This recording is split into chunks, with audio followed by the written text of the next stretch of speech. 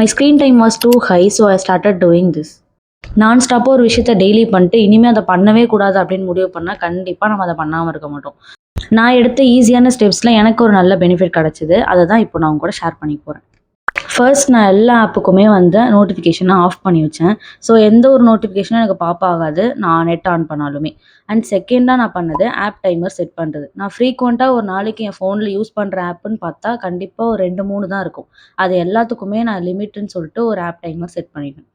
நான் படிக்கும்போதோ இல்லை இம்பார்ட்டண்டாக ஏதாச்சும் ஒரு வேலை பார்க்கும்போதோ ஃபோனை என் பக்கத்தில் வச்சுக்க மாட்டேன். அது எப்போவுமே எட்ட தான் இருக்கும். இன்கேஸ் ஏதாச்சும் எனக்கு ஒரு டவுட்டு நான் கிளியர் பண்ணோம் அப்படின்னா அதை நோட் டவுன் பண்ணி வச்சுப்பேன். என்னோட ஸ்டடி டைம் முடிஞ்சதுக்கு அப்புறமா தான் நான் ஃபோன் எடுப்பேன்.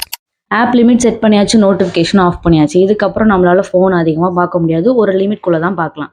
இப்போ நம்ம ஸ்க்ரோலிங் டைம் எல்லாமே ரீப்ளேஸ் பண்ண போகிறோம். சின்ன சின்ன ஹேபிட் மூலமாக தான். எனக்கு புக்ஸ் படிக்கிற பழக்கம் இருக்குது. நான் அதில் கொஞ்சம் நேரம் டைம் ஸ்பெண்ட் பண்ணேன். ஒரு நாளைக்கு ஒரு 10 பேஜஸ் கிட்டையாவது நான் படிப்பேன்.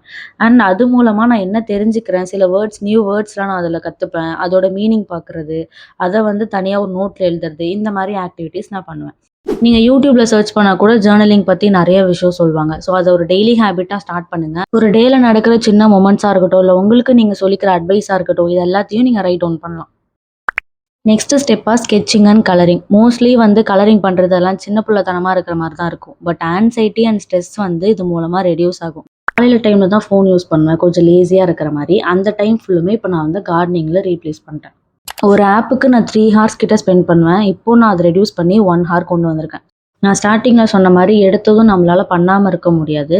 கொஞ்சம் ஸ்லோவாக போகிற மாதிரி தான் இருக்கும். பட் உங்களுக்கு நீங்கள் ஒரு ப்ராமிஸ் பண்ணி ஸ்டார்ட் பண்ணுங்கள். கண்டிப்பாக உங்களால் சேஞ்ச் பண்ண முடியும்.